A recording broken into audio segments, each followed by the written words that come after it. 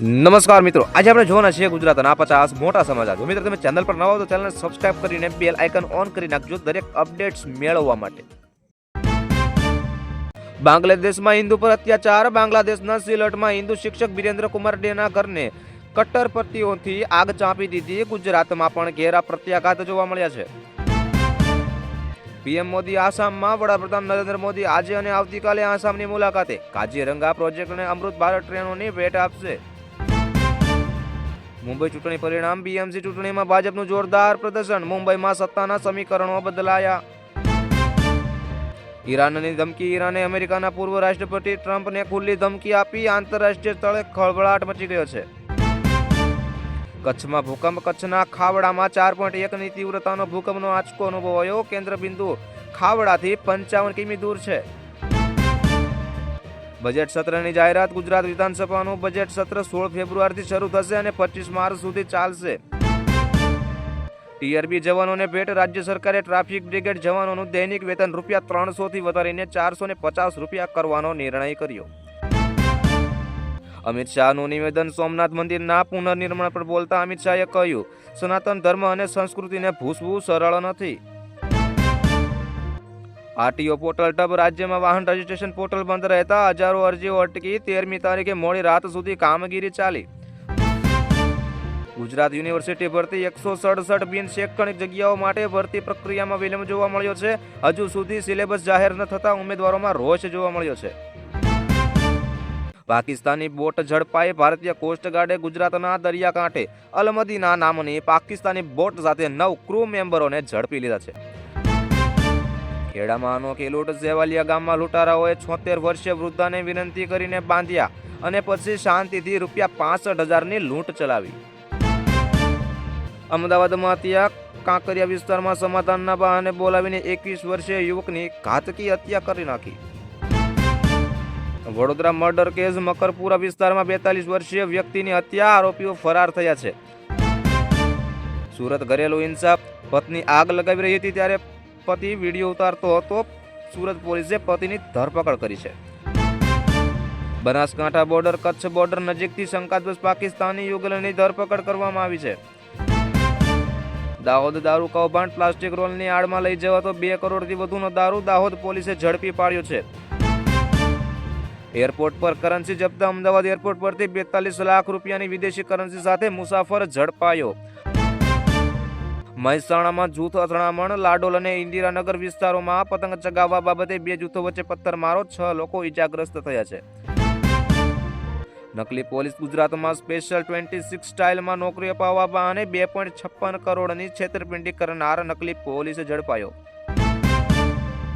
Flower શોનો સમય વધ્યો. Ahmedabad riverfront પર ફ્લાવર શો હવે રાત્રે 10 વાગ્યા સુધી ખુલ્લો રહેશે. દાણી લીમડા પાણી સમસ્યા. છેલ્લા 3 દિવસથી ગંદુ પાણી આવતા 10,000થી વધુ લોકો પરેશાન થયા છે. Odhav fire station. ઓઢવમાં જર્જરિત ફાયર સ્ટેશનનું ડિમોલિશન પૂર્ણ. હવે 18 કરોડના ખર્ચે હાઈટેક બિલ્ડિંગ બનશે. વટવા પ્લેગ્રાઉન્ડ. કોમનવેલ્થ અને ઓલિમ્પિક્સના ધોરણે મુજબ વટવામાં હાઈટેક પ્લેગ્રાઉન્ડ તૈયાર કરવામાં આવશે. વસ્ત્રાલ ટ્રંક લાઇન. વસ્ત્રાલમાં પાંજરાપોળ રોડ પર 31 કરોડના ખર્ચે નવી ડ્રેનેજ ટ્રંક લાઇન નાખવામાં આવશે. નારોલ વિરુદ્ધ નારોદ હાઈવે પર પિકઅપ વાહનો અને રિક્ષા ચાલકોનો અડિંગો. ટ્રાફિક સમસ્યા વિકટ બની. સિવિલમાં અંગદાન. અસારવા સિવિલ હોસ્પિટલમાં ઉત્તરાયણ નિમિત્તે 2 પરિવારોએ ત્વચા અને ચક્ષુ દાન કર્યા. રાજકોટ વેરા વસૂલાત. રાજકોટ મનપાએ વેરા વસૂલાત ઝુંબેશ અંતર્ગત મોચી બજારમાં અનેક દુકાનો સીલ કરી. ચલાલા પાલિકા. અમરેલીની ચલાલા નગરપાલિકામાં નવા પ્રમુખ તરીકે ભૂમિબેન વાળાની વરણી. આંતરિક વિખવાદનો અંત આવ્યો છે.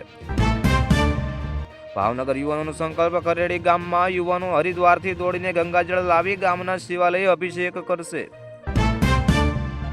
કાતિલ ઠંડી. ગિરનાર પર તાપમાન 8.5 ડિગ્રી અને નલિયામાં 9 ડિગ્રી નોંધાયું. રાજ્યમાં કોલ્ડ વેવ યથાવત. માવઠાની આગાહી. હવામાન વિભાગ મુજબ 22 થી 27 જાન્યુઆરી વચ્ચે ગુજરાતમાં કમોસમી વરસાદ. માવઠું થવાની શક્યતા. પક્ષી બચાવો. ઉત્તરાયણ બાદ કરુણા અભિયાન અંતર્ગત હજારો ઘાયલ પક્ષીઓની સારવાર ચાલુ. હેલ્પલાઇન નંબરો વ્યસ્ત છે. સોનાનો ભાવ. આજે અમદાવાદમાં 24 કેરેટ સોનાનો ભાવ અંદાજે ₹1,43,440 પ્રતિ 10 ગ્રામ રહ્યો છે. ચાંદીના ભાવની વાત કરીએ તો ચાંદીના ભાવમાં પણ સામાન્ય ઉછાળો જોવા મળ્યો છે. શેર બજાર રજા. શનિવાર હોવાથી આજે શેર બજાર બંધ રહેશે. Gujarat Giants women's premier league માટે ગુજરાત જાયન્ટ્સ ટીમે પોતાની બોલિંગ લાઇન અપ મજબૂત કરવા રણનીતિ ઘડી રહી છે. અંડર-19 વર્લ્ડ કપ. ગુજરાતના ફાસ્ટ બોલર હેનિલ પટેલે U19 વર્લ્ડ કપની ઓપનિંગ મેચમાં 5 વિકેટ ઝડપી તરખાટ મચાવ્યો હતો. મુંબઈ ઇન્ડિયન્સની કેપ્ટન હરમનપ્રીત કૌરે WPL પ્રેક્ટિસ મેચમાં શાનદાર પ્રદર્શન કર્યું. તમન્ના ભાટિયા સ્ત્રી 2 ના ગીત આજ કી રાતને યુટ્યુબ પર 1 બિલિયન વ્યૂઝ મળતા તમન્નાએ ચાહકોનો આભાર માન્યો છે.